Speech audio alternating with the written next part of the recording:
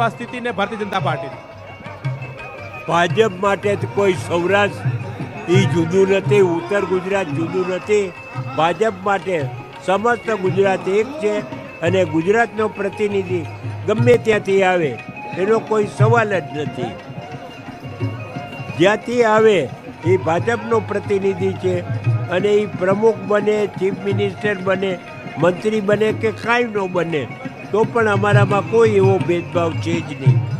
આમ જોવા જઈએ તો સૌરાષ્ટ્રને આ વખતે જે નવું મંત્રીમંડળ હવે બનવા જઈ રહ્યું છે તેમાં સૌરાષ્ટ્રને પ્રતિનિધિત્વ વધારે આપવામાં આવ્યું છે. એનું કારણ શું? અહીં સૌરાષ્ટ્ર કે ગુજરાત જેવું છે જ નહીં. મુખ્યમંત્રીને યોગ્ય લાગે એને કામગીરી સોંપે છે.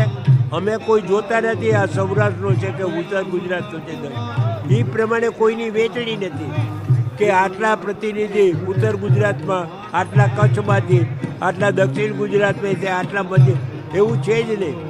સમસ્ત ગુજરાત એક છે અને આ ડિસ્ક્રિશનરી પાવર આદરણીય મુખ્યમંત્રીને છે. એ જેને કામગીરી સોંપે એ પોતાની યશસ્વીતાથી કામગીરી કરી બતાવશે. જ્ઞાતિવાદી સમીકરણ પણ આમાં સેટ કરવામાં આવ્યું છે, એની સ્થિતિ કેવી રીતે જોઈ? ભારતની અંદર કોઈ જ્ઞાતિવાદ છે જ નહીં. ભાજપનો તમામ એમએલએને કાર્યકર્તાના એક એકમ તરીકે ગણે છે અને કાર્યકર્તા તરીકે જ જવાબદારી સોંપે છે. જ્ઞાતિના આધારે કોઈને જવાબદારી અમે સોંપતા નથી અને ભવિષ્યમાં પણ સોંપીશું નહીં. ભાજપ માટે કેવા પડકાર આવનારા દિવસોમાં જોઈ રહ્યા છો? ભાજપ માટે ગમે એ પડકાર આવે એ તમામ પડકારોનો સામનો કરવા માટે ભાજપના કાર્યકર્તા સક્ષમ છે. તો ભાજપનો કોઈ પણ પડકાર આવે કાર્યકર્તાઓ સક્ષમ છે તે પ્રકારની વાત આ વજુભાઈ વાળા જે છે તે કરી રહ્યા છે ને તેના કારણે તેમનું કહેવું છે કે ગમે તેવા પડકાર હશે ભારતીય જનતા પાર્ટી તેનો સામનો કરશે તે પ્રકારની વાત તેમના મુખેથી સાંભળવા મળી રહી છે. તેમણે નિલેશ સોસા સાથે ગૌતમ શ્રીમાળી, ન્યૂઝ 18 ગુજરાતી, ગાંધીનગર. તો વજુભાઈ વાળા ખૂબ જ સંતુલિત જવાબ આપતા જોવા મળ્યા હતા અને તેમણે કહ્યું છે કે સૌરાષ્ટ્ર કે ઉત્તર ગુજરાત નહીં પરંતુ ગુજરાતમાં કોઈ પણ વ્યક્તિને મંત્રી પદ મળે એટલે એ આખા ગુજરાતનું પ્રતિનિધિત્વ કરતા હોય છે. ખૂબ જ સંતુલિત જવાબ તેમણે આપ્યો. રાઘવજી પટેલે પણ કહ્યું, રાજીપો વ્યક્ત કર્યો, સંતોષ વ્યક્ત કર્યો કે હવે જે કંઈ પણ જવાબદારી મને મળશે એ હું આગળ વધારીશ. હાલમાં તેઓ કાર્યકર્તા તરીકે કામ કરશે પક્ષ માટે.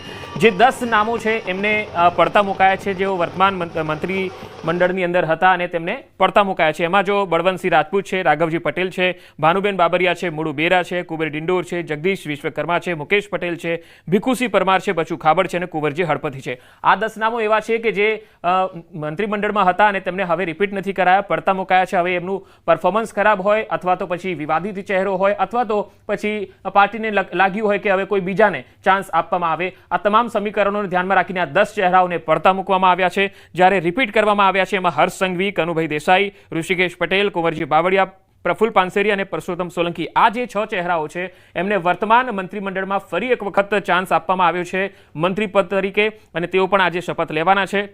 તો આ રીતે ઓવરઓલ 25 જેટલા સભ્યો છે મંત્રીમંડળમાં જેઓ આ વખતે શપથ લેવા જઈ રહ્યા છે. થોડી જ મિનિટની વાર છે. તમે જોઈ શકો છો મહાત્મા મંદિરની અંદરનો નજારો. તમામ જે આખો જે મંચ છે એ પણ અત્યારે ખુરશીઓથી ભરાઈ ગયો છે. મહેમાનો આવી ચૂક્યા છે, ભાજપના તમામ નેતાઓ પણ આવી ચૂક્યા છે. એક બાદ એક ભાજપના નેતાઓની પ્રતિક્રિયાઓ પણ આવી રહી છે. જીતુભાઈ વાઘાણીને આ વખતે ફરી એકવાર રિપીટ કરવામાં આવ્યા છે. જોકે પાછલી સરકાર